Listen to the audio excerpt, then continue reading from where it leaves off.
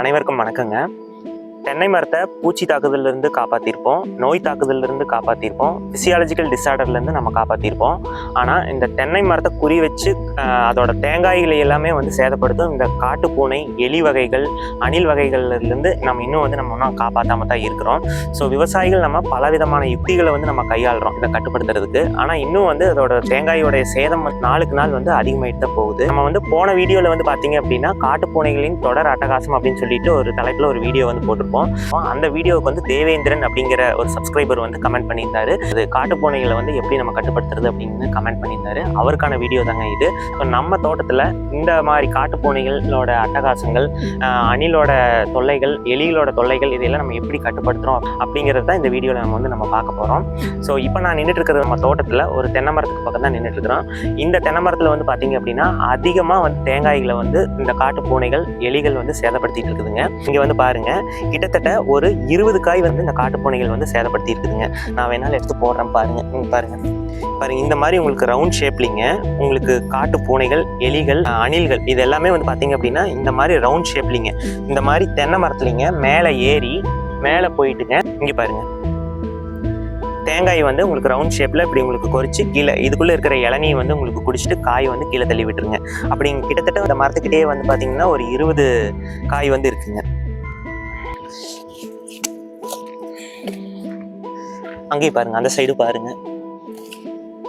இப்போ நான் பொறுக்கி போட்டிருக்கிற காய் எல்லாமே பார்த்தீங்கன்னா இந்த ஒரே மரத்தடியில் கொறிச்சு போட்ட காய்ங்க. கிட்டத்தட்ட 20 காய் சேதப்படுத்துதுங்க.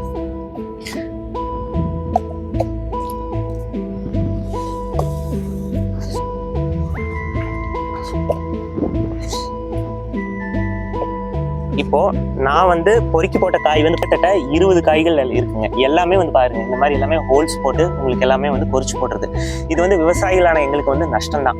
கிட்டத்தட்ட ஒரு மரத்துக்கு கீழே பார்த்தீங்க அப்படின்னா 20 காய் கொறிச்சு போடுது அப்படின்னா ஒரு அப்ராக்சிமேட் ஒரு 100 மரத்துக்கு நீங்கள் கணக்கு போட்டுக்குங்க. ஸோ இதோட இன்னைக்கு தேங்காய் மார்க்கெட் ப்ரைஸ் பார்த்தீங்கன்னா ஒரு காய் 30 ரூபா. ஸோ ஒரு மரத்துலேயே கிட்டத்தட்ட 20 காய் கொறிச்சு போடுது அப்படின்னா 600 ரூபா சேதமாகுது.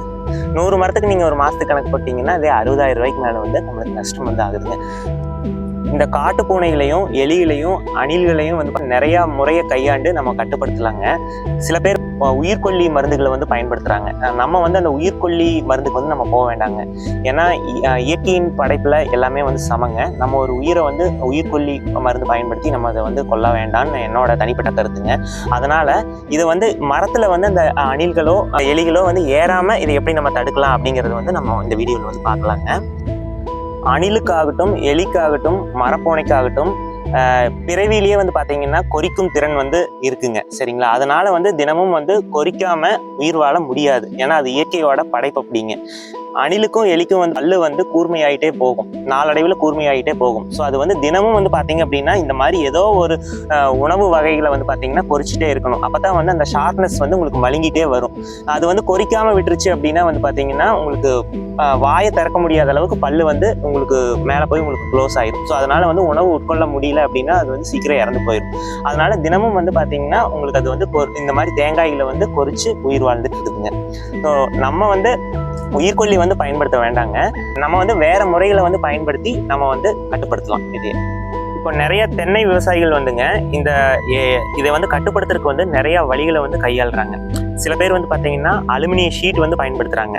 மரத்துல இருந்து 4 அடி இல்லைன்னா 5 அடி மேலே தள்ளிங்க ஒரு 3 அடி உயரத்துக்கு அலுமினிய ஷீட் உங்களுக்கு ஃபுல்லாக போட்டு உங்களுக்கு கட்டுக்கம்பி போட்டு உங்களுக்கு கட்டிடுறாங்க. அப்படி கட்டுறதுனால உங்களுக்கு எலியோ பூனையோ பார்த்தீங்க அப்படின்னா கீழிருந்து மேலே ஏறையில் உங்களுக்கு வலிக்கிடும். ஸோ அந்த 3 அடி கிராஸ் பண்ணி மேலே போக முடியாது. அதனால வலிக்கு கீழேயே விழுந்துடும். அதனால உங்களுக்கு மேலே ஏற முடியாது, காய்களை கொறிக்கவும் முடியாது. அது ஒரு நல்ல பிளான் தாங்க. ஆனால் ஒரு பெரிய பண்ணையை வச்சுருக்காங்க, ஒரு 1000 மரம், 2000 மரம், 3000 மரம் வச்சுருக்காங்க அப்படின்னா அவங்க எல்லாத்துக்குமே அந்த அலுமினிய ஷீட் உங்களுக்கு அடிக்க முடியாது. உங்களுக்கு எக்ஸ்பென்சஸ் உங்களுக்கு அதிகமாகும். அதனால் நான் சிம்பிளான ஒரு மெத்தட் நான் சொல்கிறேன். இப்போ நான் ஒரு சிம்பிளான சொல்யூஷன் தாங்க சொல்ல போகிறேன். இது எக்ஸ்பென்சஸ் பார்த்தீங்கன்னா ரொம்ப கம்மி தான். நம்ம உரப்பை இருக்குல்லங்க, உரசாக்கு பை, இது நம்ம எடுத்துக்கலாம். உரசாக்கு பை எப்பவுமே பார்த்தீங்கன்னா வலுவழுப்பு தன்மை அதிகமாக இருக்கும். ஸோ அலுமினிய ஷீட்டுக்கு பதிலாக நம்ம இந்த உரசாக்கு பை நம்ம எடுத்துக்கலாம். டொயினு பார்த்தீங்க அப்படின்னா 2 எடுத்துக்கலாம், வச்சு கட்டுறதுக்கு எடுத்துக்கலாங்க. தென்னை மரத்தை அடிப்பகுதியிலிருந்துங்க ஒரு 4 அடிக்கு மேலே வந்து நம்ம இந்த பையை வந்து கட்டிக்கலாங்க.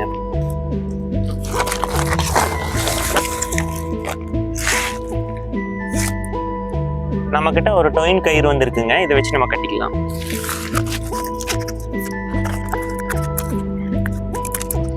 இன்னொரு டொயின் எடுத்துங்க, கீழ் பகுதியில் வந்து கட்டிக்கலாம். இப்போ நம்ம டொயின் கயிறு போட்டுங்க கட்டியாச்சுங்க. மேல் பகுதியும் கட்டிட்டோம், கீழ் பகுதியும் கட்டிட்டோம், ரொம்பவே டைட்டாக கட்டியிருக்கிறோம்.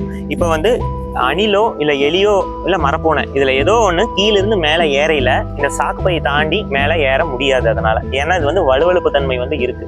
அதனால் இப்போ ஒரு 3 பூனை ஏறுது அப்படின்னா ஒரு 2 பூனையாவது அட்லீஸ்ட் வந்து இதை கண்ட்ரோல் பண்ணலாம். ஒரு பூனை மேலே ஏறிடுச்சு அப்படின்னாலும் ஒரு 2 பூனையாவது வந்து பார்த்தீங்கன்னா கீழே வந்து விழுந்துடும், உங்களுக்கு மேலே ஏறாது. நம்ம வந்து சேதத்தை வந்து நம்ம கொஞ்சம் கட்டுப்படுத்துறதுக்கு முயற்சி பண்ணலாங்க. இது வந்து இந்த மெத்தட் வந்து உங்களுக்கு சக்ஸஸ் ஆகுதா இல்லை ஃபெயிலியர் ஆகுதா அப்படிங்கிறது வந்து ஒரு வாரம் வந்து நான் வந்து டெஸ்ட் பண்ணி பார்க்குறேன். ஒரு வாரம் டெஸ்ட் பண்ணி பார்த்துட்டு சக்ஸஸாக இருந்தாலும் சரி ஃபெயிலியராக இருந்தாலும் சரி இந்த வீடியோவோட கமெண்ட்ல வந்து என்னோட கருத்தை வந்து நான் வந்து பின் பண்ணுறேங்க, நீங்கள் வந்து செக் பண்ணிக்கோங்க. விவசாயிகள் இந்த வீடியோ பார்த்துட்டு இருக்கீங்க அப்படின்னா உங்களுடைய தென்னந்தோப்புலையும் இந்த மாதிரி பிரச்சனை இருக்கான்னு வந்து கமெண்ட் பண்ணுங்க. ஸோ இந்த மாதிரி பிரச்சனை இருக்குது அப்படின்னா நீங்கள் எந்த மாதிரி வழிமுறைகளை வந்து கையாளுறீங்க அப்படிங்கிறத வந்து கமெண்ட்ல சொல்லுங்கள். நான் மட்டும் இல்லாமல் நம்மளுடைய வியூவர்ஸும் வந்து அதை வந்து தெரிஞ்சுக்கிட்டோம். தொடர்ந்து பொள்ளாச்சி விவசாயி யூடியூப் சேனலுக்கு ஆதரவு கொடுத்துட்டு இருக்கிற அனைத்து நல்ல உள்ளங்களுக்குமே ரொம்ப நன்றிங்க. சப்ஸ்கிரைப் பண்ணாமல் பார்த்துட்டு இருக்கீங்க அப்படின்னா ப்ளீஸ் ஒரு சப்ஸ்கிரைப் பண்ணி சப்போர்ட் பண்ணுங்கள். நன்றி, வணக்கம்.